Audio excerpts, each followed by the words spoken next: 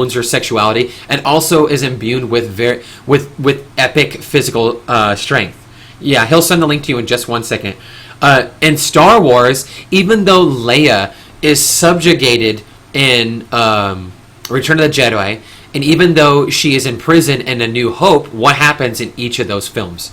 Okay, and in every single one of those films, she's an integral part of this galactic battle that's taken place in Star Wars. She doesn't pilot the ship, but she is she's uncanny in her diplomatic means. No one should sell the role of diplomat short, because we need more diplomats in any story.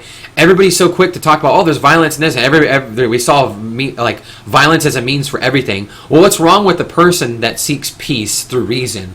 She's a very able-bodied diplomat, and she promotes the intergalactic peace in a very real way. And she's also one of the leaders of the rebel alliances. You see her actively ordering troops, creating battle plans, requisitioning supplies, and ordering men around on the battlefield, telling them what to do. She is not afraid to hear her voice heard. What does she do when she's rescued? You're kind of short to be a short. She's disparaging to the men that come at her. She makes fun of Grand Mark Toff. I can't remember that guy's name. I can't remember his title. But the commander of the Death Star, she mocks him. She mocks Vader. She mocks Luke when he's in his stormtrooper outfit. She mocks Chewie. Get this big whopping carpet out of my way. She calls Han Solo a scruffy-looking nerf herder. She doesn't think much about these men that have been allegedly sent her. To the point where when the men are like, what the fuck should we do? And they're engaged in a firefight, she takes the rifle away. She's like, you guys suck. She lays down some cover fire, blows the grate on the sewer escape, and jumps down like head first. She's the first person to go in the garbage chute. She is an excellent example of an individual actively, not just aggressively attacking. She's a diplomat. She's a gunfighter. She is a battle strategist, and a commander. She orders people around, and even in her personal relationships, she kind of dictates the way those are raised. She uses her sexuality as a weapon. When she romantically kisses her brother, which is kind of weird because she doesn't know it's her brother at the point, she does that in a very real way to kind of like show Han Solo that like, you think you're so hot, you think you're so smooth. I'm gonna make out with this other guy. And she pits the two males against each other. If you think she didn't know what she was doing, she did it for a very real reason, because she's smart and she understands how this cockshire asshole thinks. Leia is an excellent example for someone that doesn't just overcome her oppression. She fucking strangles the shit out of anybody who messes with her and her family. She strangled Jabba. She crashes the ship down. And lays down cover fire for the boys and the Return of the Jedi. She takes a shot to the hip, a blast rifle to the hip, and she's totally fine. She takes it like a fucking champ. Granted, she has armor on. It must have been painful. She doesn't die. Apparently, stormtroopers die in one hit, but they're expendable and they can't shoot, so nobody really cares. And those are assumingly, most of those stormtroopers are all men getting blasted away by the dozens, and you see a woman doing it. All right, and she's also, she's on the speeder bike. She does the speeder bike chase, and she takes out some dudes in the speeder bike. So there you go. There's an example of how Leia, because the reason why I am so defensive of Leia in Star Wars is Anita Sarkeesian I don't want to say attacks her, but she deconstructs her, and she says that even Leia is an example of a female trope victim, of being a victim of her circumstances, where male protagonists act upon her. They may act upon her in a scene. They may spring her from a cell in a scene. That does not mean she does not take ownership and become her own strong female character. That is not the case, because time and time again, she saves the asses of the men around her. And the men save her in return. Why? Because they love each other. Because they're friends. Because they're companions. Because they're comrades. Because that's what you do. It doesn't matter if the person in the foxhole next to you has a penis or not. And I think that despite the fact that Anita did point out, and this is very true, in the end of New Hope, if you watch during the award ceremony, you see her awarding all the medals to the men, there are no females standing there in that audience. Now that might be true. Now one could argue that perhaps the planet where they were on, perhaps most of the recruits on there were men. Maybe the women were staying at home with the family. Maybe that is a reinforcement of traditional gender stereotypes. But perhaps that planet's culture dictated that men were supposed to be warriors and women were supposed to be caregivers, and that predominantly most of those those white male characters, maybe that's a society. Maybe that society typically had, recruitment methods that were meant to target white male humans standing there. We don't know. There's all different kinds of rationales that you can use for that. I don't know. Is there some examples of that, of gender stereotypes playing in Star Wars? Yes. But there's also very real stereotypes where women defeat of a woman being a strong, independent character. So I don't think that anybody could say that Star Wars was sexist fairly. I don't think that you could say that. That is cherry-picking information. We're going to get into cherry-picking and confirmation bias and all that shit in just a little bit after I finish my examples. But you also have Ripley. Ripley is an awesome example of a strong female lead. Now, she is the protagonist in Aliens movie. She is the main character in the Aliens 2, Aliens Resurrection. Wait a minute. No. Alien, then Aliens, then Aliens 3, then Aliens Resurrection. She's the main character. Now, and Ripley's a very, very strong female protagonist.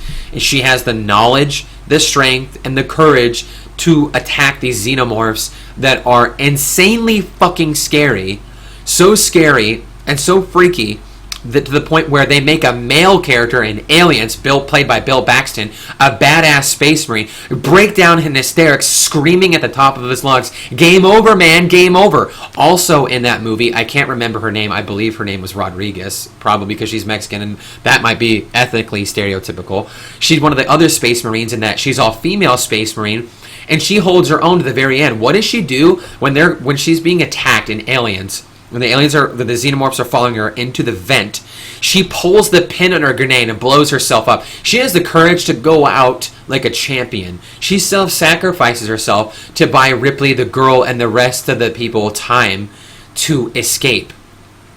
Kyle Reese, the guy who plays Kyle Reese, to escape in the first Terminator. And she sacrifices herself to do that. And Ripley survives up into the third Aliens until she gets the face sucker grabs her, and she gets the alien in her stomach.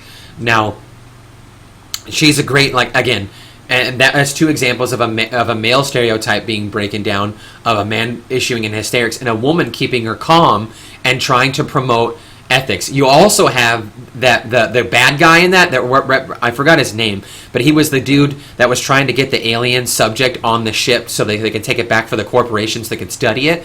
That guy was an evil mustache twirler. All he cared about was money. He didn't fucking care about the lives of the people that were sent there, that were endangered, and all the dead miners that were on that colony. They wanted the corporation, whatever corporation it was, wanted to study the xenomorphs and capture it.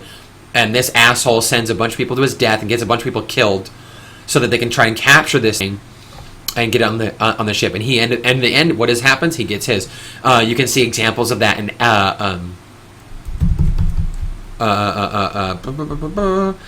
Titanic.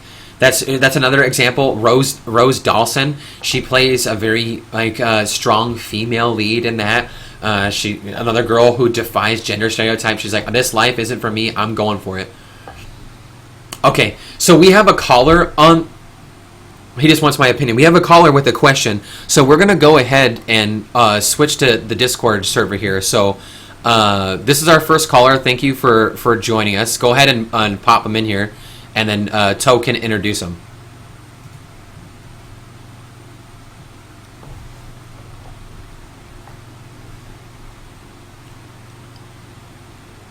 So this is going to be our first caller. This is kind of excited. Again, this is our first time that we've used Discord in such a way where we've used it as a radio show. So this is going to be kind of exciting. Okay, Toe, go ahead and pop him in if he's been cleared. Pop him in and introduce him.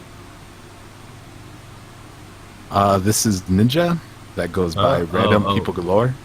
All right. And here he goes. All right. Thank you. Go ahead. You're up. Can we put it in Tron first? Tron? A second on. Yeah, I want to move him in first. Okay. Yeah.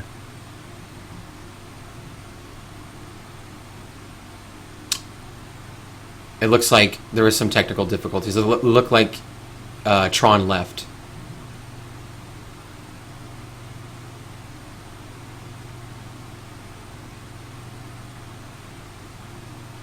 All right, we'll put that on. I'll put that on hold, and I'll just wait until we're ready to go again. Go ahead and whisper. Go ahead and whisper me when they're ready to go again. But I'll keep on talking, and we'll keep on going about some more examples that I have, because I do have more. That shit doesn't happen on radio shows. Technical difficulties, it happens. This is our first time implementing it, so we're still trying to get the fine tuning it. So we kind of talked about some of the examples of movies and stuff like that. Let's talk about comic books. In comic books, there are a lot of powerful female superheroes. Earlier, there was an individual in here sharing their opinion that there are a lot of strong female leads in comic books, and they felt like it was overdone to a certain extent. Okay, so in comic books, we have Miss Marvel, a.k.a. Karen Danvers. You have Dust, who not only defies gender norms, she is a female mutant, but she's also Islamic. She wears a full head garb, and she's a very interesting character that obtains the power to be able to transform into dust, and she actually murders people or bad people by turning herself into dust and going into their body and choking them to death. Essentially, it's really cool. She's a really interesting character, and I wish they had done more with her. I didn't get to see her as much as I wanted to. So that's an example of another strong female mutant in the X-Men. You have Jean Grey. Now, she might have died. That doesn't change the fact that she is one of the most powerful characters in the Marvel Universe by harboring the Phoenix Force. And time again, despite the fact that, like I said, women might be attacked or their characters might die, that doesn't change the fact that they are powerful, and while their story arc is going, it serves. They have their own storyline, and they're powerful, and they have their own hopes, their own desires, and their own angst, their own fears, and their own anxieties, and their own typical kind of powers. And Jean Grey was like that, and to be able to harness the power of this cosmic force, the Phoenix, was seen as a force of destruction and rebirth, because the Phoenix would destroy everything in its path and then rebirth it. So that's another example. I mean, comic books of a woman.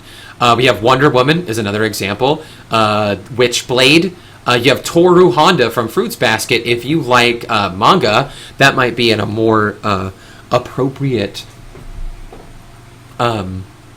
option for you. Let's just say, what about other examples in media?